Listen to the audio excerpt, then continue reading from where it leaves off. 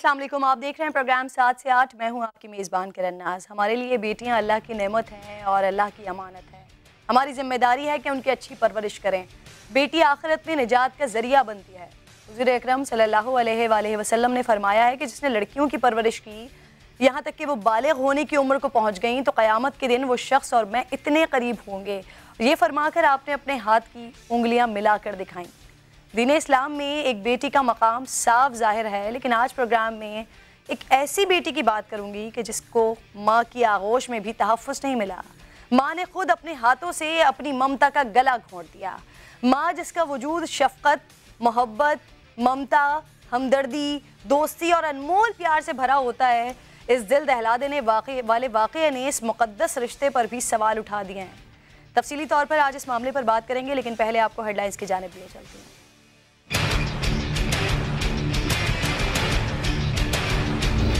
घरेलू परेशानी, जगह नहीं मिल रही थी, ना शौहर की तरफ से ना माँ बाप की तरफ से। घरेलू झगड़ों ने मां की ममता का गला घोंट दिया। लड़की नहीं चाहिए, शौहर के तानों पर बीवी ने बच्ची को समंदर में फेंक दिया। लाश एक रोज बाद बरामद। पुलिस हुक्काम कहते हैं शौहर ने झगड़े पर शकीला को घर से निकाल दिया। वालिदैन ने भी साथ न दिया। खातून SHO वाकई की तफसीलात बताते हुए आपदीदा हो गई। मुझे बहुत तकलीफ है कल से, और मैंने पहले पूरी कोशिश की कि किसी तरह बच्ची मिल जाए और ज़िंदा मिल जाए, ज़िंदा हालत में।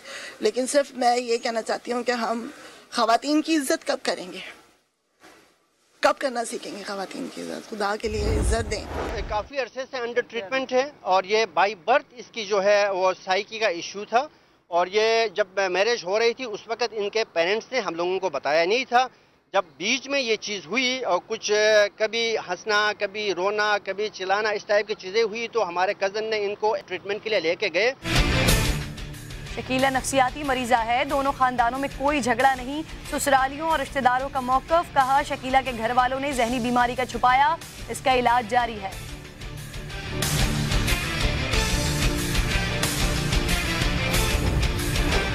सेहत कार्ड हमारे दौर का मंसूबा है। हुकूमत अपना लेबल लगा रही है। नासाज़ी तबीयत भी नवाज शरीफ को हुकूमत पर तनकीद से न रोक सकी।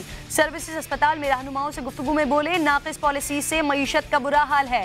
डॉक्टर मुझे कहते हैं टेंशन न लें, ये बात उन्हें करनी चाहिए जो असल टेंशन दे रहे हैं।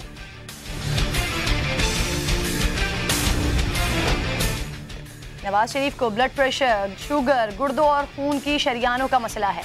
डॉक्टर महमूद अयाज कहते हैं अर्ज़ा क़ल्ब के लिए स्पेशलाइज्ड तिब्बी मुआयने की सिफारिश की है। नवाज शरीफ का इलाज पाकिस्तान में मुमकिन है। तमाम सिफारिशात भेजेंगे। शिफ्ट करने का हतमी फैसला महकमा दाखिला करेगा। सर्विसेज अस्पताल के बाहर मरियम नवाज बोली नवाज शरीफ चाहते हैं उन्हें जेल भेज दिया जाए। मियां साहब तो चाहते हैं कि उनको जेल वापस ले जाए। कश्मीरियों से इजहार यकजहती के लिए पूरी कौम यकज़बान। पाकिस्तान समेत दुनिया भर में यौम यकजहती कश्मीर पर रैलियों और तकरीब का एहतमाम। इंसानी हाथों की जंजीर भी बनाई गई। सायरन बजाकर शहदाए कश्मीर की याद में 1 मिनट की खामोशी इख्तियार की गई। इसमें कोई शक नहीं है कि सरफराज हमारे कप्तान हैं। वो ऑस्ट्रेलिया सीरीज़ के लिए कप्तानी करेंगे, वर्ल्ड कप में कप्तानी करेंगे। कोई और नहीं, सिर्फ सरफराज। PCB ने तमाम अफवाहों को ब्रेक लगा दिए। वर्ल्ड कप 2019 के लिए सरफराज कप्तान मुकर्रर। चेयरमैन PCB एहसान मानी बोले सरफराज ऑस्ट्रेलिया के खिलाफ सीरीज और वर्ल्ड कप में कप्तानी करेंगे, वर्ल्ड कप भी जितवाएंगे। कप्तान सरफराज एजाज मिलने पर खुश। कहा एतमाद पर पूरा उतरने की कोशिश करूंगा।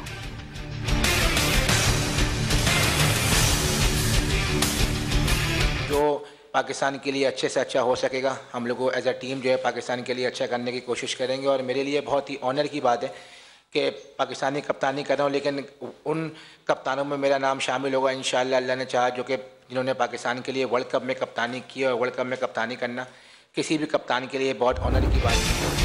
और PCB ने सरफराज को कप्तान बनाकर अच्छा फैसला किया। कौमी क्रिकेट टीम के साबिक कप्तान जावेद मियांदाद कहते हैं सरफराज ने जनूबी अफ्रीका में जो गलती की थी वो इतनी बड़ी नहीं थी, उन्होंने माफ़ी भी मांग ली। बतौर कप्तान सरफराज की कारकर्दगी अच्छी रही है। साथ ही क्रिकेटर्स की भी सरफराज को कप्तान बनने पर मुबारकबाद।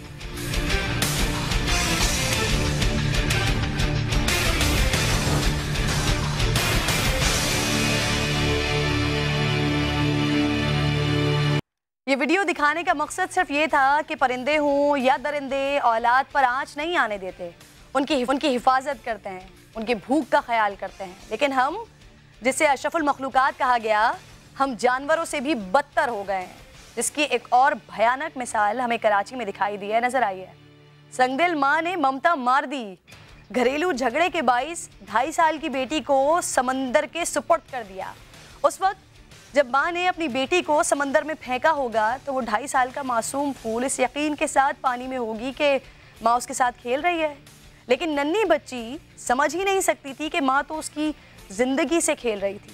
उस बदबख्त औरत को ये भी एहसास न रहा कि जब खौफनाक समंदर उस बच्ची की जान ले रहा होगा तब भी वो उसी माँ को पुकार रही होगी कि जिसने उसे उस बेरहम समंदर की नज़र किया और ख़ुद भी खुदकुशी की कोशिश कर रही थी।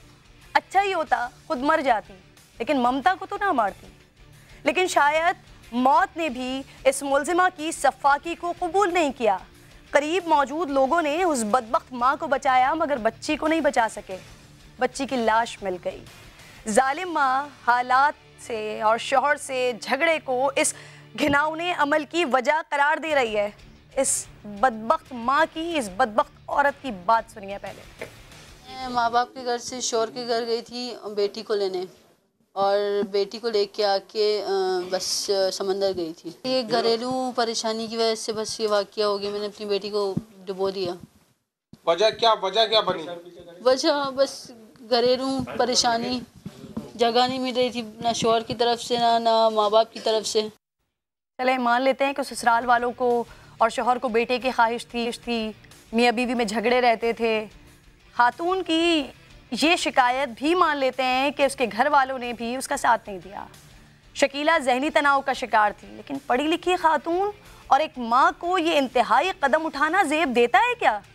जहन इस बात को तस्लीम ही नहीं करता कि एक तकलीफ दे मरहले से गुजर कर एक मासूम फूल को दुनिया में लाने वाली माँ उससे भी ज़्यादा तकलीफ दे अमल से अपने बच्चे को कैसे गुजार सकती है कि उस मासूम की जान ही चली जाए और ज़िम्मेदार घर वालों को और माशरे को ठहराया जाए। ये दलील किसी सूरत काबिल कबूल नहीं है।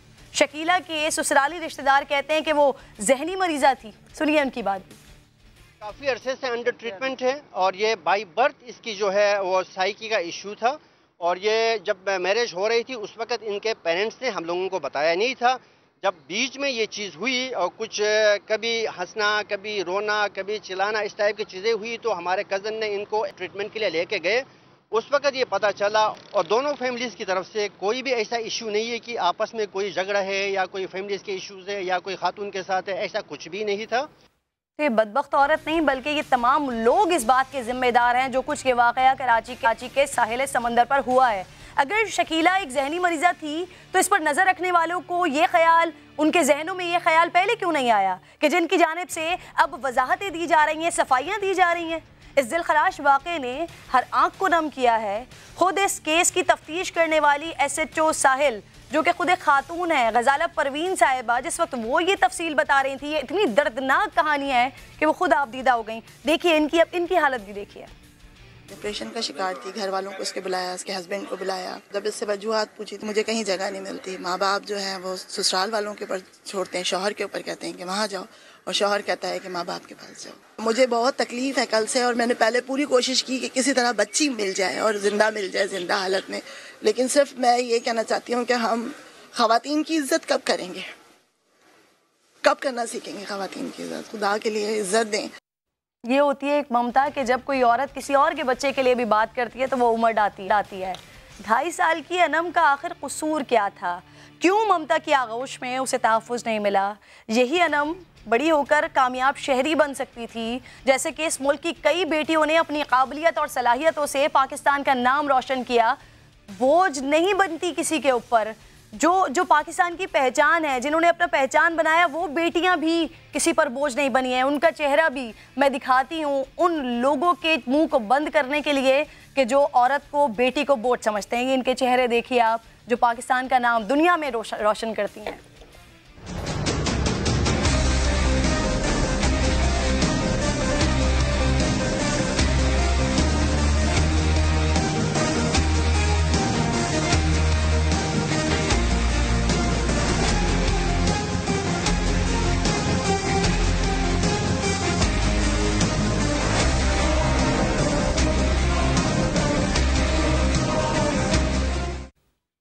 इन चंद बेटियों में पाकिस्तान की हर बेटी का चेहरा मौजूद है और हर बेटी बड़ी होकर कुछ ना कुछ कर सकती है। अगर वो तमाम नासमझ और जाहिल सोच के लोग ये ना समझें कि औरत, लड़की, बच्ची किसी पर बोझ है, जो लड़कियों को बोझ समझते हैं, जहनी तनाव हो या माशी मसाइल हो, शौहर बीवी के झगड़े हों या कोई भी परेशानी हो, मुल्जिमा शकीला ये गुनाह जो उन्होंने किया है ये किसी सूरत व काबिले माफ़ी नहीं है, क्योंकि इस मुल्जिमा ने एक बच्ची की, एक मासूम बच्ची की जान ली है, बल्कि ममता के इस महफूज आंचल पर सवाल उठा दिया है कि जिसकी आगोश में एक मासूम बच्चा सबसे ज़्यादा महफूज रहता है, अपने आप को सबसे ज़्यादा महफूज समझता है। माशरा जा किस जानिब रहा है, मुक़द्दस रिश्तों से भी एतबार ख़त्म होता जा रहा है। इस आम इशू पर बात के लिए गजाला साहिबा भी मुझे ज्वाइन कर चुके हैं प्रोग्राम में। डॉक्टर उरूज मुईज़ साहिबा भी हैं जो माहिर नफ्सियात हैं। गजाला साहिबा खुद वालिदा हैं। डॉक्टर उरूज जो है वो इस तरह के वाक़यात देखती होंगी। उरूज, मैं आपसे बात का आगाज़ करूँगी।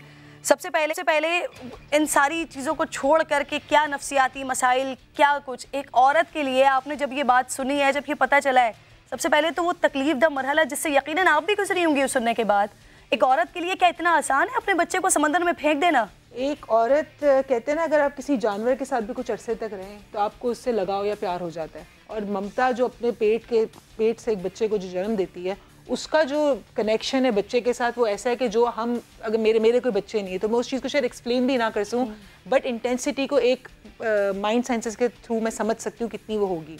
अच्छा, जो हम बात करते हैं कि उन्होंने ये एक्ट किया, अब वो एक्ट क्यों किया, इट इज़ वेरी इंपॉर्टेंट। ये बहुत एक अहम चीज़ है कि क्यों किया उन्होंने ये एक्ट। अच्छा, कुछ लोग जो उनके घर वाले कह रहे हैं कि उनको जहनी प्रॉब्लम थी, कभी हंसती थी, कभी रोती थी, हो सकता है बाइपोलर, हो सकता है कोई और बीमारी हो, लेकिन एक ज़िम्मेदार, अगर ऐसी फैमिली है जो ज़िम्मेदार है अपनी बच्ची की, जो ज़िम्मेदार, अगर आप किसी शादी करती है तो वो शौहर आपकी ज़िम्मेदारी लेता है। अगर आप शौहर की ज़िम्मेदारी हैं तो ऐसी खातून जो जहनी तौर पर कमज़ोर है या ठीक नहीं है, उसके हाथ में बच्ची इस तरह दे देनी भी नहीं चाहिए थी आपको, अगर वो इलाज के अंदर ऑलरेडी है।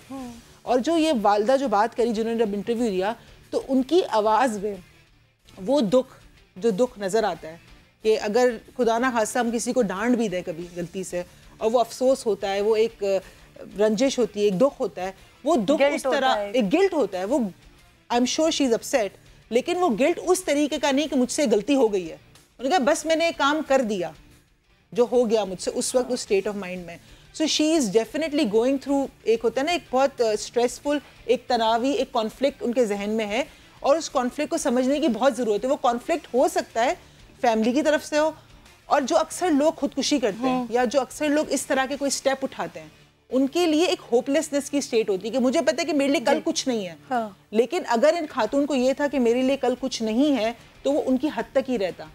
लेकिन उन्होंने उस बच्ची को इन्वॉल्व क्यों किया? Maybe she was trying to prove a point. अगर हम साइकोलॉजिकल पॉइंट से सोचे तो ये पॉइंट प्रूव कर रही थी कि इसकी वजह से हुआ है। अगर वो खुद भी खुदकुशी की कोशिश कर रही थी, then definitely she is into a state of mind कि जहाँ पे उसको लग रहा है कल उसके लिए कुछ भी नहीं है, ना उसके लिए और कुछ है, ना कुछ पास। खातून की बात पे मैं तो उसे बदबख्त माँ के अलावा और कुछ नहीं कह सकती। आपने उसकी बात पे बात की है तो गजाला साहिबा साथ मौजूद हैं, SHO हैं। अभी थोड़ी देर पहले हमने उनकी गुफ्तगू भी देखी थी जब वो मीडिया से बात कर रही थी, उस दौरान आबदीदा हो गई थी। यकीनन एक औरत के लिए ये बहुत बहुत तकलीफ दे, इस बात को सोचना भी, जब ये केस सामने आए इसको सोचना भी एक माँ के लिए बहुत तकलीफ दे बात है। गजाला साहिबा, मैं खुद इसको समझ सकती हूँ, आप भी वालिदा हैं, तफ्तीश कर रही हैं आप, क्या बात सामने आई है? वाकई ये औरत नफ्सियाती मरीज़ा है? बिस्मिल्लाहिर्रहमानिर्रहीम, अस्सलाम वालेकुम। नहीं, अभी तक तो जहाँ तक मैंने इसको देखा है, मुझे तो ये नफ्सियाती मरीज़ नहीं लगी है, बल्कि बिल्कुल ठीक ठाक बात कर रही है। मगर ये है कि टेंशन में है और परेशान है बहुत ज़्यादा। अब आप उसको डिप्रेशन का नाम दे दें या आप उसको कोई और जहनी मरीज़ा का नाम दे दें या आप जो भी नाम उसको दे दें, लेकिन आप ये देखें कि हम कहाँ खड़े हैं।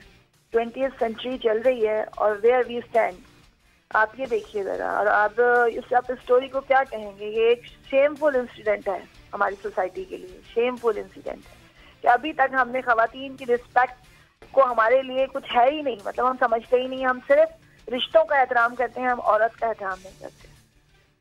हम कहाँ जा रहे हैं कुछ पता नहीं। गजाला साहिबा, यहाँ असल मसला यहाँ एक खातून या एक औरत की इस वक्त रिस्पेक्ट की नहीं, ये एक माँ का मसला है। माँ जिसका ये लफ्ज़ सुनते ही ज़हनों में सिर्फ अदब, शफ़क़त, मोहब्बत आ जाती है। इसने उस माँ के ऊपर जो है धब्बा लगा दिया, जो हरकत की है, मरना था खुद मर जाती है, एक बच्ची को मार दिया, अपनी औलाद को मार दिया। खुद भी तो मरने की कोशिश की ना, खुद भी तो मरने की कोशिश की उसने। वो ये समझ सकती थी माँ, तो देखें कभी हम अपनी माँ से ये उम्मीद ही नहीं कर सकते कि वो ऐसा करेगी, लेकिन उसने ये इसलिए किया कि उसके सामने ही उस बच्ची का कोई इसको एक्सेप्ट करने के लिए तैयार नहीं है। आप उसकी बात तो सुने कि इस बच्ची को कोई एक्सेप्ट करने के लिए तैयार नहीं है, तो वो खुद भी जा रही थी और उसको भी लेके जा रही थी कि हमारे लिए शायद यही एक जगह है सुकून की। आप उसकी बात तो सुने, वो क्या कह रही है। वो खुद भी जा रही है और इस बच्ची को भी लेके जा रही है कि इसको कोई एक्सेप्ट करने के लिए तैयार नहीं। ये जी इसीलिए मैंने कहा था कि जो होपलेसनेस का स्टेट था इस औरत का, वो चाहे इसने जो एक्ट किया वो गलत है, जो उन्होंने स्टेप लिया कि बच्ची को डुबाया, खुद डूबने की उसने कोशिश की, ये स्टेप ज़रूर गलत था। इसकी अवेयरनेस आप लोग अक्सर टीवी पे भी देते रहते हैं कि अगर आप चाहें तो आप हेल्पलाइन पे किसी कॉल करें, आप जाएँ किसी सारंगबंडी इंस्टीट्यूट पर आप कॉन्टैक्ट करें। ये अवेयरनेस शायद नहीं थी, इसकी होपलेसनेस का स्टेट था कि इसको पता है कि मेरे पास कोई और रास्ता नहीं है। अब जो लोग कह रहे हैं कि ठीक है जहनी मरीज थी, जहनी मरीज बनता कैसे इंसान? उसके जहन में बहुत तनाव हो, दबाव हो, हर तरफ से अगर उसको धक्का दिया जा रहा है, उसको कोई एक्सेप्ट नहीं कर रहा है, तो वो चीज़ आपको लीड ऑन करती है जहनी प्रॉब्लम्स के ऊपर। Again if she was in that state कि जहाँ पे उसको लग रहा था कि होपलेसनेस से कुछ पे कर नहीं सकती हूँ, कोई मुझे एक्सेप्ट नहीं करेगा, इस बच्ची को कोई एक्सेप्ट नहीं, अगर मैं मर गई, खुदा ना खास्ता अकेली ही मर गई, तो मेरी बच्ची को पीछे कौन देखेगा? अगेन ये बातें हम तब कर सकते हैं, इनको मजीद हम तब डिस्कस कर सकते हैं जब हम जो वालदा है उससे डायरेक्टली बात करें। लेकिन जो अब हमारे सामने केस है इस वक्त, इसके तौर पर हम यही बता सकते हैं कि लैक ऑफ अवेयरनेस है। लेकिन उरूज आप ये देखिए, अभी कुछ अर्सा पहले कराची में एक केस हुआ था, ससुरालियों ने उसको मारा या फिर वो खुद मर गई, बच्चा भी गिर गया, खुद भी खातून मर गई, और उसके बाद ससुरालियों ने कह दिया कि ये जहनी मरीजा हैं। इस तरह के जितने भी केसेस हमारे सामने आते हैं उसमें यही एक इसी टूल को इस्तेमाल कर लिया जाता है कि जहनी मरीजा है। बहुत ईजी है बोलना। अच्छा, ये क्यों ईजी है बोलना कि हम खवातीन जो वुमेन की अगर हम बात करें, naturally we have some tendency, हमारे हार्मोनल चेंजेस होते हैं। अच्छा, हम बहुत ज़्यादा इमोशनल, हमें इन आवर सोसाइटी हम अपने इमोशन ज़्यादा शो करते हैं, तो वो क्या कहते हैं कि जो दूसरी दुनिया के लोग देख रहे हैं वो कहते हैं यार ये तो हर वक्त रोती रहती है या हर वक्त ये इमोशनल रहती है, इसको कोई जहनी प्रॉब्लम है। बहुत ईजी है बोल देना जहनी प्रॉब्लम। जहनी प्रॉब्लम कोई बैठे बैठे थोड़ी हो जाती है। जहनी प्रॉब्लम होने में जो लोग आपके आसपास होते हैं, जो आपके सराउंडिंग्स होते हैं, उसका बहुत अहम है। अगर कोई औरत, अगर कोई बीवी, अगर कोई बेटी, अगर आप या मैं, कोई भी अगर हम जहनी किसी चीज़ का शिकार हो रहे हैं तो हमारी सराउंडिंग इस पे बहुत ज़्यादा कहते हैं ना हिस्सा पे कर रही है। तो ये औरत ने भी जो एक्ट किया है आज, चाहे वो औरत जहनी तौर पे सही नहीं थी, चाहे वो औरत की नीयत सही नहीं थी, और what ever XYZ was the case, environment ने उतना ही इसमें कहते हैं ना हिस्सा प्ले किया है जितना इस औरत का हाथ था। तो वो जो लोग आज जिम्मेदारी से अपना हाथ उठा लिया कि ये तो पागल थी, घर वालों ने बताया नहीं शादी के वक्त, अच्छा बचपन से ऐसी थी, बचपन से ऐसी थी, इनको आज किसने बताया? बिल्कुल, आपने एग्जैक्टली बहुत इंपॉर्टेंट पॉइंट है ये। इसके साथ साथ ये भी बात कि आपने कहा अवेयरनेस की, खुदकुशी के हवाले से अवेयरनेस, हम इस पे काम कर रहे होते हैं, 12 अपने प्रोग्राम्स में लेकर बैठे होते हैं। गजाला साहिबा भी अवेयरनेस पे हम बात करें तो कोई भी बच्ची जब पैदा होती है, कोई भी बेटी पैदा होती है या कोई भी औरत माँ बनती है, तो माँ बनने के लिए तो कोई ट्रेनिंग नहीं है, कोई अवेयरनेस नहीं है, वो अल्लाह की तरफ से एक ममता सराहियत कर जाती है। तो क्या इसके लिए भी अब अवेयरनेस दी जाए कि अपने आप को, अगर आप टेंशन में हैं, अगर आप परेशानी में हैं, तो अपने आप को और अपने बच्चे को कैसे महफूज करना है? नहीं, देखिए इसमें मैं सिर्फ खवातीन से ये कहना चाहती हूँ कि खुदा के लिए अपनी बेटियों को तालीम दें, उन्हें अवेयरनेस दें और उन्हें मेंटली प्रिपेयर्ड करें कि बेटियाँ बुरी नहीं हैं, बेटियाँ बेटों से भी ज़्यादा आगे जा सकती हैं। उनको तालीम इस तरह से दें, उनको मेंटली प्रिपेयर्ड करें, उनको वीकनेस ना दें कि तुम लेडीज हो और तुम दूसरे दर्जे की मखलूक हो, तुम लड़कियां हो, तुम दूसरे दर्जे की मखलूक हो। लेकिन जब हम ये देखें कि माँ बाप भी यही कह रहे हैं, और इसमें खवातीन का बड़ा किरदार होना चाहिए, क्योंकि माँ वो हस्ती है जिसके मुंह से निकला हुआ पहला लफ्ज औलाद के लिए पत्थर पर लकीर की तरह होता है। हमने अपने जो कुछ सीखा अपनी माँ से सीखा ना। अगर हमारी माँ हमें ये तरबियत देती कि हम कुछ है ही नहीं, हमारा कॉन्फिडेंस लेवल ही गिरा देती, तो शायद हम जब ससुराल जाते या हम आगे पीछे कहीं किसी से मिलते तो हमें यही महसूस होता कि शायद हम दूसरे दर्जे की मखलूक हैं, हमने वो कॉन्फिडेंस नहीं होता, हम वो कुछ तरह से कॉन्फिडेंस नहीं अपने अंदर पाते। मैं खवातीन से ये रिक्वेस्ट करती हूँ कि अपनी बच्चियों को खुदा के लिए कॉन्फिडेंट करें और उनको बताएं कि वो चीज़ नहीं होती, बेटियां बेटों से भी अच्छी होती हैं। गजाला साहिबा, उरूज ने ये बहुत अच्छा पॉइंट रेज किया है। हम भी यही बात कर रहे हैं कि अगर ससुराल वालों को मालूम था कि वो ज़हनी मरीज़ा हैं तो फिर आज ये वाक़या होने के बाद ही सामने बताया गया। आज उनको कैसे पता चला जब पहले घर वालों ने मना किया था, घर वालों ने उनको बताया नहीं था? और अगर ससुराल वालों को ये पता चल ही गया था कि वो ज़हनी मरीज़ा हैं तो फिर इजाज़त कैसे मिल गई कि एक औरत अपने बच्चे को लेकर अकेले जा रही है समंदर पर, बच्ची को फेंक भी देती है, वो एक ज़हनी मरीज़ा है लेकिन उसके बावजूद भी ससुराल वाले जाने देते हैं? इस पर कोई इन्वेस्टिगेशन हो रही है? उन्हें शामिल तफ्तीश किया गया है? क्योंकि फिर अगर ये उनको पता था तो नेग्लिजेंस तो फिर ससुराल वालों की भी है। असल में इसमें जो तैयार है, जो अभी इन्वेस्टिगेशन जो है ये बिल्कुल इनिशियल स्टेज पर है। और अभी क्योंकि आज पोस्टमार्टम उस बच्ची का हुआ और फिर उसकी तदफीन वगैरह का अमल हो रहा है, इसके बाद जो इन्वेस्टिगेशन होगी इंशाल्लाह ताला उससे भी आपको तमाम अपडेट से मैं आगाह करूंगी। शामिल तफ्तीश करेंगी ससुराल वालों को, करूंगी तमाम लोगों को शामिल, इंक्लूडिंग हस्बैंड और जितने भी ससुराल वाले हैं इन तमाम लोगों को इसमें, और इनके वालिदैन वगैरह को भी इसमें शामिल करूंगी।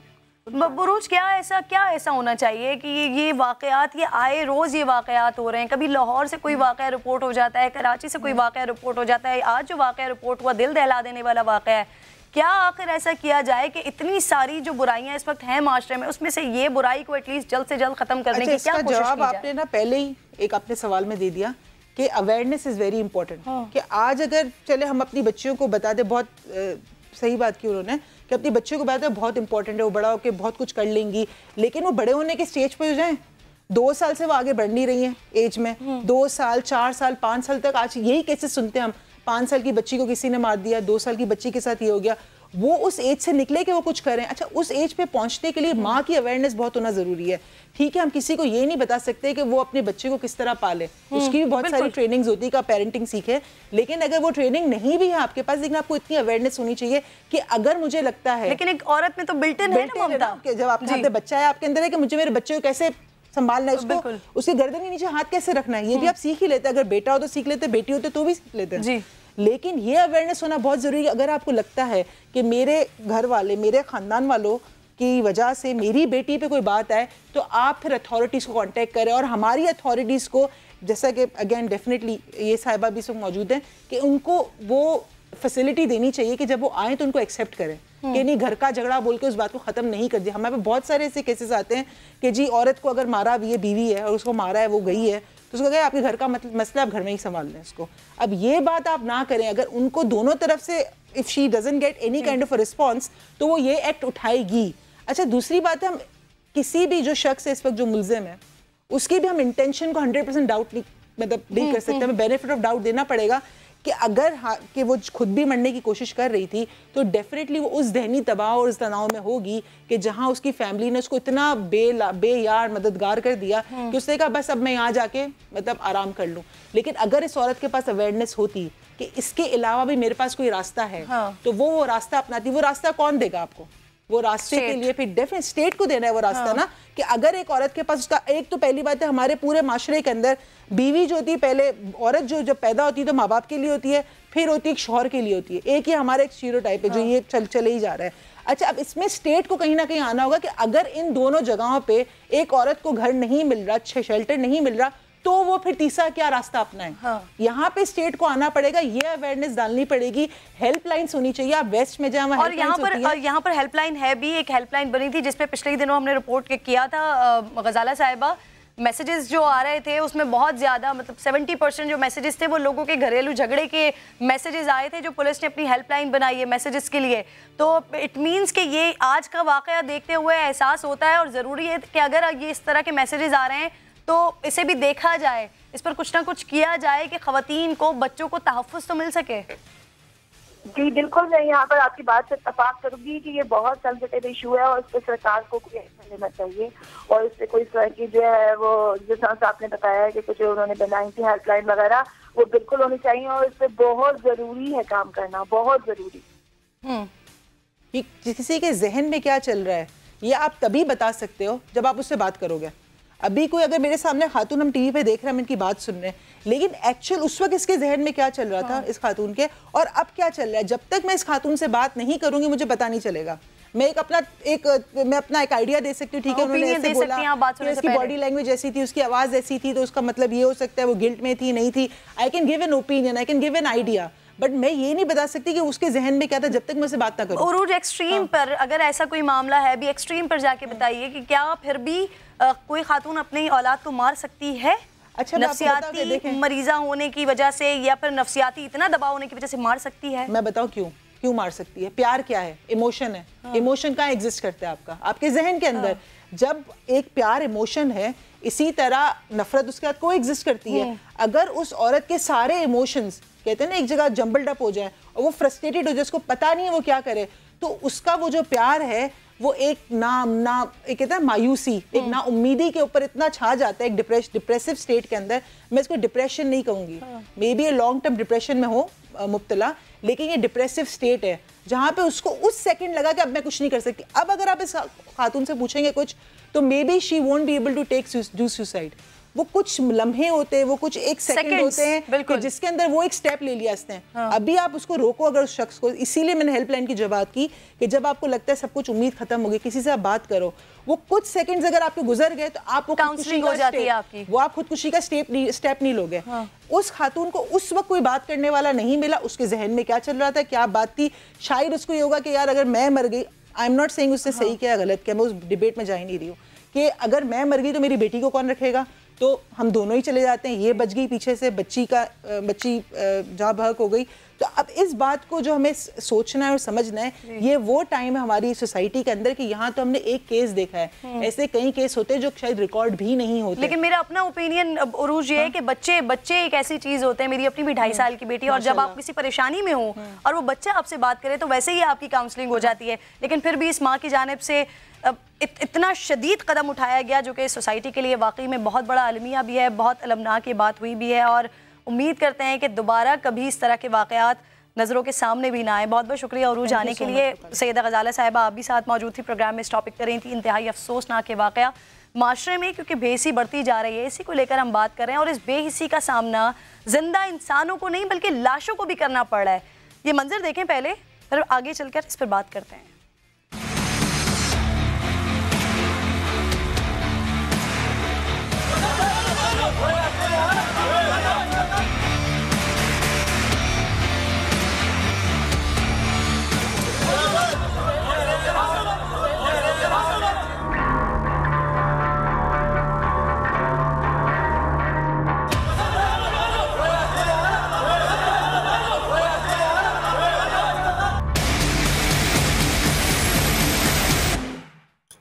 दो फलाही इदारों के रजाकारों के दरमियान झगड़े के ये मनाजर का सबब जानकर आप हैरान रह जाएंगे कि झगड़ा लाशें ले जाने पर हो रहा है। कराची का इलाका कोरंगी, यहाँ मकान की छत गिरी, 3 अफराद जान से चले गए, अफसोसनाक हादसा हुआ। उसके बाद एक और हादसा ये हुआ कि इंसानियत की खिदमत करने वालों ने इंसानियत की तजलील की। इमदादी कारकुन बच्चे की लाश पर झगड़ते रहे, मैयतों का एहतराम ही भूल गए। इन मनाजर को देखने के बाद सिर्फ और सिर्फ अफसोस ही किया जा सकता है। यही उम्मीद की जा सकती है कि फलाही इदारे अपनी सफ़ों में मौजूद ऐसे अफराद के खिलाफ कार्रवाई करें, ताकि इस तरह के वाक़यात का खात्मा किया जा सके जो खुद इन फलाही इदारों के दामन पर एक बदनुमा दाग की तरह साथ हैं। ब्रेक का वक्त हो गया, ब्रेक के बाद वापस आएंगे, कश्मीर के हवाले से बात करेंगे।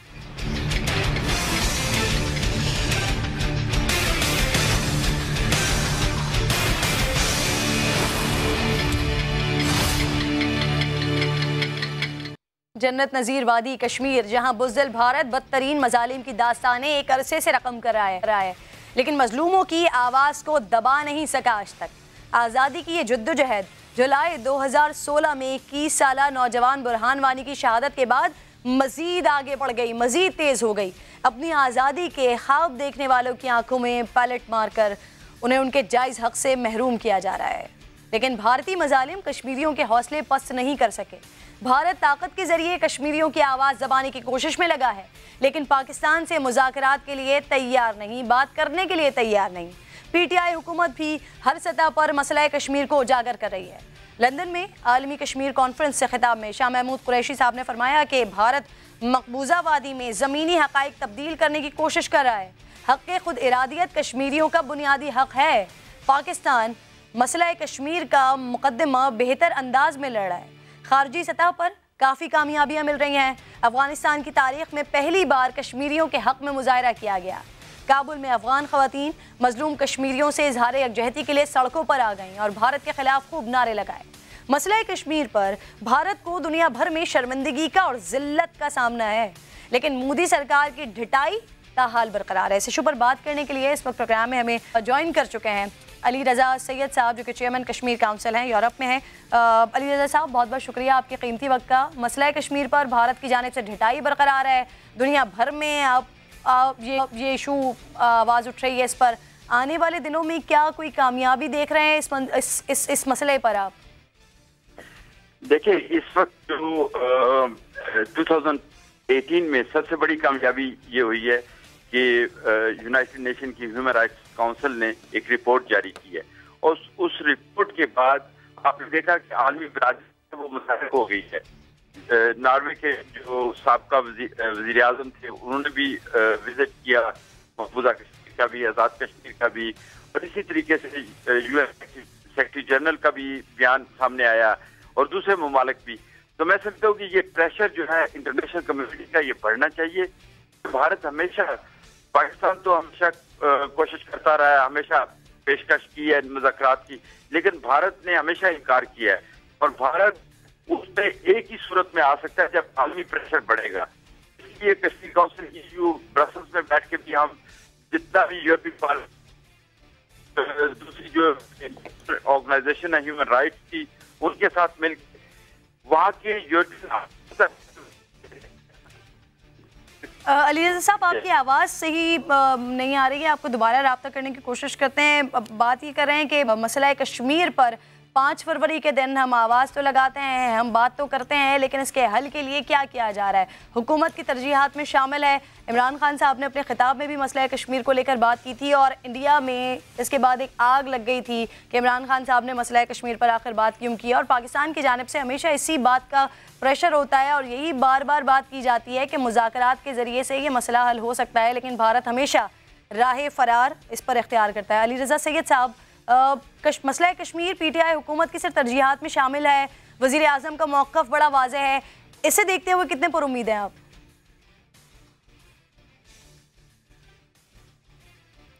राब्ता मुनक़ता हो गया है, साथ मौजूद थे, बात कर रहे थे मसला कश्मीर को लेकर। बहुत बहुत शुक्रिया अली रज़ा सैयद साहब आपका। प्रोग्राम में अगले टॉपिक की जानिब बढ़ती हूँ और अब बात कर लेती हूँ कि जैसे कि हम बात कर रहे थे कि जो सरकारी सतह पर अगर किसी की मदद की जाती है, अगर कोई काम किया जाता है, अगर आवाम की फलाह के लिए कुछ काम किया जाता है तो उसे तो हम अप्रिशिएट करते हैं, लेकिन अगर कोई ज़ाती तौर पर कोई ऐसा काम करे तो फिर बहुत ज़्यादा अप्रिसिएशन की ज़रूरत होती है और अपने अंदर भी ये जज्बा पैदा करने की ज़रूरत होती है। तो मुल्क के आवाम कुछ शिकवा उनका तेज़ी से बढ़ रहा है कि महंगाई हो रही है, कुछ को गुर्बत और बेरोज़गारी से भी शिकवा है, दूसरे शख्स की भूख का एहसास तो हम में से न जाने कितने लोगों को हो, लेकिन इंसान अपनी भूख से ज़्यादा देर तक नाराज़ नहीं रह सकता। ये वो वाहिद बुनियादी ज़रूरत है जिसके लिए इंसान कोशिश करता है। रिस्क देने वाली ज़ात बेशक खुदा की है, लेकिन ज़राए हमारे आसपास ही मौजूद हैं। आमदनी अगर कम हो तो रोज़ाना पेट भर रोटी मिलना भी बड़े नसीब की बात होती है। कराची में कुछ खुदा तरस लोग ऐसे मौजूद हैं जो गरीब आवाम को इंतहाई कम कीमत में पेट भर कर खाना फराहम कर रहे हैं, और कीमत भी इसलिए ताकि एक ऐसा वो जो आपकी अना होती है उस पर चोट ना पड़े। आयशा मंजिल के इलाके में लगाया जाने वाला दस्तरखान किसने लगाया? भूख मिटाने की इस मुहिम चलाने वाले इस नौजवान के मिशन के पीछे क्या अवामिल है? नबील सिद्दीकी इस वक्त प्रोग्राम में मुझे स्टूडियो में ज्वाइन है। बहुत बहुत शुक्रिया आपका नबील। सबसे पहले बताइए, कोई इंसान अब भूखा नहीं रहेगा, इस अज़्म को लेकर आपने दस्तरखान शुरू किया है, ये सोच कैसे आई जहन में? देखें, जब आप पाकिस्तान के अंदर हों और आप देखते हैं कि डिफरेंट लोग आपको बात करें हमारा एजुकेशन सिस्टम बेहतर नहीं है, हमारी एक चीज़ बेहतर नहीं है, लेकिन कोई बात नहीं करता कि पाकिस्तान हंगर फ्री पाकिस्तान होना चाहिए। और मुझे ऐसा लगता है हमारी ये सोच है कि आप चाहे कोई भी शोबे में हो, आप होस्ट हों या आप कुछ भी हों, आप पॉलिटिशियन हो, अगर आपको दिन की एक प्रॉपर मील ना मिले तो शायद आप अपना काम पूरा नहीं कर सकते। तो बस यही एक सोच थी जिसके लिए हमने जो है ये एक स्टॉल जो है वो अब कहते कराची के 2 डिफरेंट एरियाज़ में लगाते हैं। तो इसका प्लान इस तरीके से बना कि हम सारे दोस्त एक जगह हम जमा हुए। मैंने ये जो मुहिम है नहीं सोएगा कोई भूखा स्टार्ट की थी आज से 2 साल पहले, तो मेरे दोस्त मेरे साथ जुड़ते गए और अल्हम्दुलिल्लाह भी बड़ा ज़बरदस्त चल रही है। अच्छा, और आपके दोस्तों ने ये मिलकर 2 साल पहले से ये काम शुरू किया। कभी भी आपको किसी ने हुकूमती सतह पर अप्रिशिएट करने की कोशिश की या ये कोशिश की गई, क्योंकि इस तरह के वाक़यात काफ़ी सारे हम देखते भी रहे हैं कि अगर किसी ने कोशिश की तो फिर हुकूमती सरपरस्ती भी हासिल हो गई। आपने कोशिश की या हुकूमत की जानिब से ऐसी कोशिश की गई कि सरपरस्ती की जाए? देखें, अभी तो हमारे साथ किसी भी ऐसा कुछ भी नहीं हो, हमसे किसी ने ना कॉन्टेक्ट करा। अभी ऐसा है कि हम लोग जो हमारी इनकम आती है उसमें से कुछ परसेंटेज जो है लगा के इसको चलाते हैं। अच्छा, ये कितने दोस्त हैं आपके जो ये तमाम लोग पैसे मिलाकर और फिर ये काम करते हैं? रोज़ाना की बुनियाद पर पैसे मिला रहे होते हैं या मंथली बेसिस पर सब मिला लेते हैं? ये जो हमारा स्टॉल लगता है ये लगता है मंडे टू थर्सडे। ठीक है, सही है। और इसका ये होता है कि मेन बंदा तो इसके पीछे मैं ही हूँ, लेकिन मेरे दोस्त मेरे साथ लोग बहुत सारे लोग हमारे साथ कंट्रीब्यूट करते हैं। लेकिन हम लोगों की ये एक लाइन है कि हम लोग ज़कात सदका या खैरात नहीं लेते। इसके अलावा अगर कोई कंट्रीब्यूट करना चाहे वो हमारे साथ कंट्रीब्यूट करता है। और मैं इसमें ये भी ऐड करूँगा, जो हम लोगों ने उस पर वो रखी है, कहते हैं कीमत 10 रुपये जो रखी है, उसका मकसद ये है कि किसी की इज्जत नफ्स जो है वो मजरू ना हो। बिल्कुल, उसे ऐसा फील हो कि वो हमसे ख़रीद के खा रहा है, अपनी हलाल रोज़ी में से ख़रीद के खा रहा है। अगर एक बंदे की इनकम 10,000 रुपये है मंथली और वो एक टाइम का खाना भी कराची में कहीं पे भी खाने जाता है तो उसके 100 रुपये खर्च हो जाएंगे और मंथली उसके 3,000 रुपये जो हैं वो खर्च हो जाएंगे। अगर उसे एक टाइम की प्रॉपर मील सिर्फ और सिर्फ 10 रुपये में क्वालिटी वाली मिल जाए तो इसमें क्या बुरा है? अच्छा, और अगर किसी के पास 10 रुपये भी ना हो? देखें, जो हमारा बॉक्स है जिसमें हम पैसे डालने का रखा है वो बिल्कुल खुला हुआ रखा हुआ है। उसके ऊपर हमने मेंशन किया हुआ आपका जितना दिल करे उतने पैसे डाल दे। अगर किसी के पास 2 रुपये हैं तो वो 2 रुपये डाल दे। अगर किसी के पास नहीं है उस वक्त जेब में पैसे तो वो भी लाइन में लग के हमसे खाना लेके जा सकता है। बहुत अच्छी काविश है आपकी, और इस तरह की काविशें अगर करते रहें हमारे सोसाइटी में जो लोग मौजूद हैं तो यकीनन एक ये तकलीफ दे पहलू कि जो भूखा पाकिस्तान, जो पाकिस्तान में भूख है वो कम से कम हम ख़त्म कर सकते हैं। बहुत बहुत शुक्रिया आपका तशरीफ़ लाने के लिए। ब्रेक का वक्त हो गया, ब्रेक के बाद वापस आते हैं। तो एक और ऐसा शेल्टर होम जिसकी बात की थी हुकूमत ने, वो कितना फ़ाल है, कितना वहाँ पे काम हो रहा है, वो आपको दिखाऊंगी।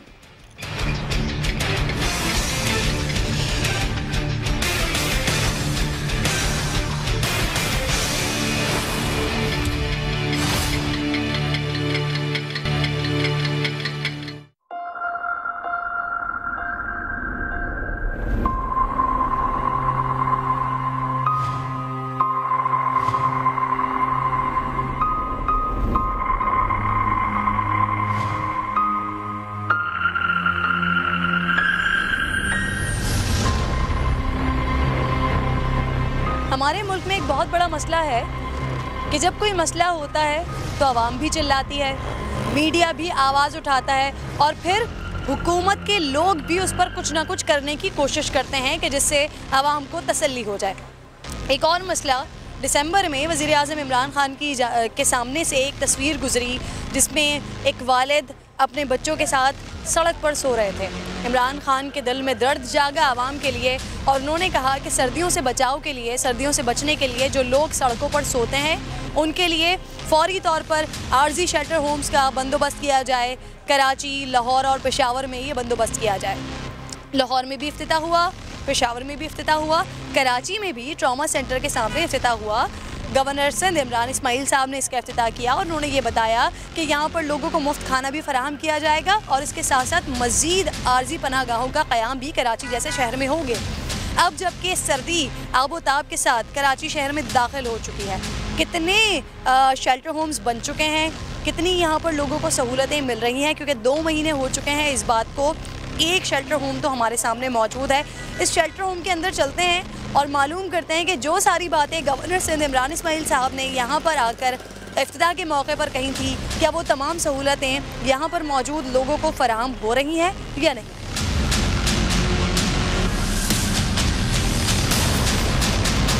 ये शेल्टर होम के बाहर लोग अपनी अपनी, ये आप देख सकते हैं, ये रल्लियाँ हैं, ये गद्दा नहीं है, ये रल्लियाँ हैं और रल्लियाँ अपनी साथ लेकर आए हुए हैं।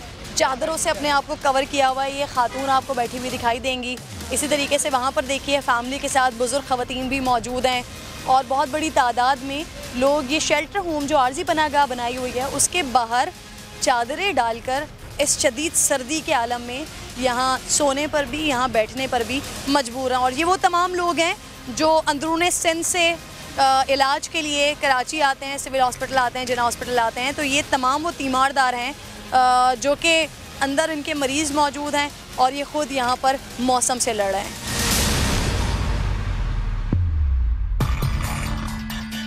500 गद्दों का कहा गया था, ये आज गद्दे क्यों आए हैं? अभी ये आज नए गद्दे आए हैं, ये वाले ड्यूरा फॉर्म के, ये 400 गद्दे आए हैं। इसके अलावा ये 500 गद्दे ये वाले भेजे गए थे। सर ये 500 अगर 400 गद्दे आप बता रहे हैं आ गए, तो लगा क्यों नहीं रहे हैं? क्योंकि लोग तो बाहर रलियाँ बिछा कर बैठे। असल में यहाँ पे इससे ज़्यादा जगह में सिविल और ट्रॉमा वाले दे नहीं रहे। हमारे पास ये जगह है, इसी जगह में हम लगा सकते हैं, तो हमने उस वो पोर्शन पे लेडीज़ का किया हुआ है और यहाँ जेंट्स का किया हुआ है। इससे ज़्यादा बनने थे कराची में, तो क्या वजह है कि सिर्फ एक ही है? कहीं से इजाज़त नहीं मिल रही है लगाने की। हुकूमत को इजाज़त की ज़रूरत है? मतलब अब ये सिविल वाले एसपी भी इनको एतराज़ है कि यहाँ पे हमारे पार्किंग का एरिया होता है, रोड जाम होता है, एम्बुलेंस निकलती हैं, तो हमने ये लगाया। हमारा एक इरादा सामने लगाने का भी था, वहाँ हमें जगह मिली नहीं। लोगों से मालूम करते हैं, ये कह रहे हैं कि जगह नहीं मिल रही कराची में। सिविल हॉस्पिटल के सामने के अलावा अगर कहीं एहतमाम नहीं हो पाया इसका, तो उसकी सिर्फ और सिर्फ ये वजह है कि जगह ही नहीं है। अस्सलाम वालेकुम, कहाँ से आए हुए हैं? 10 बेला से आए हुए। कितने दिनों से हैं यहाँ? 1 हफ्ता हुआ, 2-3 दिन। खाना मिलता है जी तीनों टाइम? यहाँ पर आप फ्री में रह रहे हैं या आपको पैसे देने पड़ते हैं? फ्री में रह रहे हैं। खुश हैं आप, मुतमईन? मज़ीद होना चाहिए कराची में ये शेल्टर होम्स या नहीं? जी मज़ीद होने चाहिए या ये बस इतनी जगह काफ़ी है? और लोगों को मिलने चाहिए, नहीं मिलने चाहिए? मिलने तो चाहिए और लोगों को।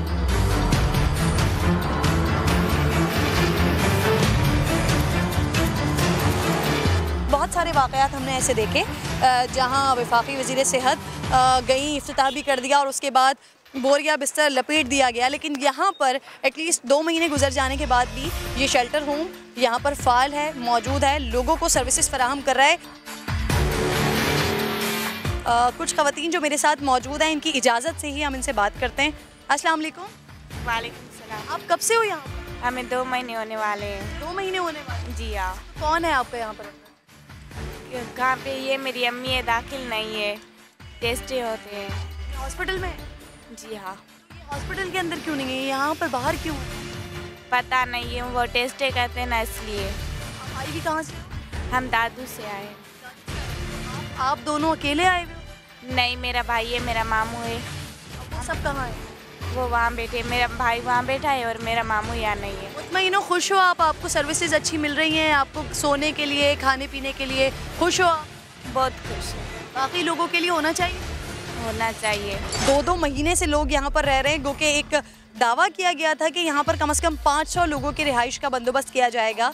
वो तो नहीं है, लेकिन उसके बावजूद भी ये फ़ाल है, खाना यहाँ पर प्रोवाइड किया जा रहा है, लोगों को बिस्तर फराहम किए जा रहे हैं। लेकिन कराची के बहुत सारे ऐसे इलाके हैं जहाँ हम रोज़ाना की बुनियाद पर देखते हैं कि सड़कों पर लोग सो रहे होते हैं। इमरान इस्माइल साहब, आपने क्योंकि यहाँ पर आके इफ्तिताह किया था, इमरान खान साहब का ये हुक्म था कि आर्जी पनागाहें फ़ौरी तौर पर बनाई जाए, तो हम आपको सिर्फ और सिर्फ याद दिलाना चाहते हैं कि जो ये काम हो रहा है, एक आर्जी पनागाह बनी हुई है, यहाँ पर जो काम हो रहा है बेहतरीन काम हो रहा है, आप दाद के मुस्तहक़ हैं। लेकिन इसके साथ साथ मज़ीद कराची के इलाक़ों में भी ज़रूरत है कि ऐसे शेल्टर होम्स फ़ौरी तौर पर बनाए जाएँ, क्योंकि लोग अभी भी बहुत बड़ी तादाद में सड़कों पर सो रहे हैं और इस मौसम का मुकाबला कर रहे हैं।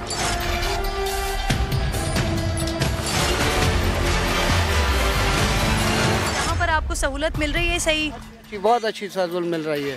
खाना वगैरह खाना मिल रहा है, कंबल मिल रहे हैं, सोने के लिए अच्छा सो रहे हैं। यहाँ पे आपको सहूलतें सही मिल रही हैं? जी हाँ, शुक्र अल्लाह का, सब सहूलतें हैं, खाना मिलता है, बिस्तरे मिलते हैं, सब कुछ है और हम शुक्रगुजार हैं वज़ीर आज़म इमरान खान के।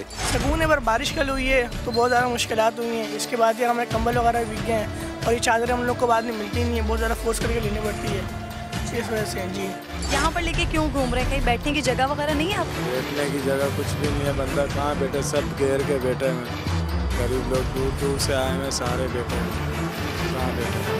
अंदर हॉस्पिटल में भी बैठने की जगह नहीं? कोई जगह नहीं है, आप खुद देख लो आप लोगों के सामने। तब्दीली सरकार की जानिब से तो अच्छा काम किया जा रहा है कि एक आर्जी पनागाह बनाई हुई है, लेकिन हॉस्पिटल के अंदर जो आवाम मौजूद है, जो पेशेंट्स के तीमारदार मौजूद हैं, उनके बैठने के लिए कोई जगह नहीं है। तो सिंध हुकूमत, सिंध में सेहत के हवाले से शोबा आपके पास है, काम आपने करना है। खुदारा अगर तब्दीली सरकार यहाँ पर कुछ कर रही है तो आप भी प्लीज़ सेहत के शोबे में कुछ कीजिए और यहाँ पर कम से कम लोगों के बैठने का इंतज़ाम तो कीजिए।